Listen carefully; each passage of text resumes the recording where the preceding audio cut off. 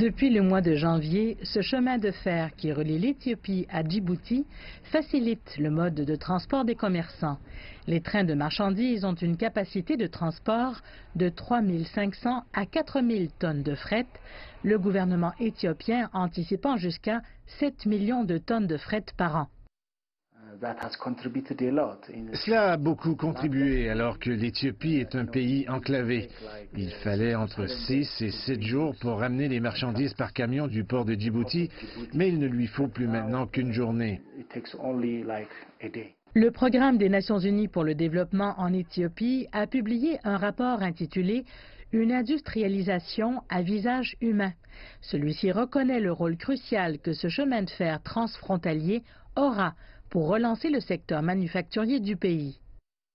Le chemin de fer Éthio-Djibouti, par exemple, est important pour non seulement fournir le soutien logistique nécessaire pour stimuler l'industrialisation, mais également pour ouvrir le pays à mesure que de nouvelles zones industrielles sont créées, ce qui aura un effet externe positif sur le processus d'industrialisation. Mais au-delà d'un simple lien ferroviaire entre les deux pays, les économistes estiment que ce projet est un stimulant pour la croissance régionale.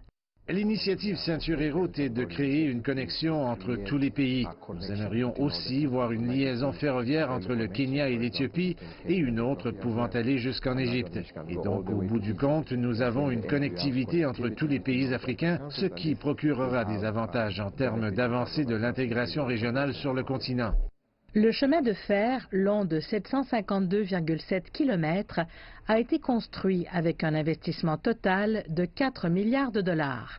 Le tronçon éthiopien de la ligne a coûté 3,4 milliards de dollars, dont 70% fournis par la China Exim Bank et 30% par le gouvernement éthiopien.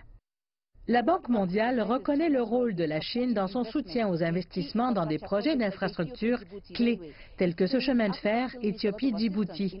Elle dit que le continent a encore besoin de beaucoup d'aide pour développer son économie et qu'il y a assez de place pour de nombreux financiers.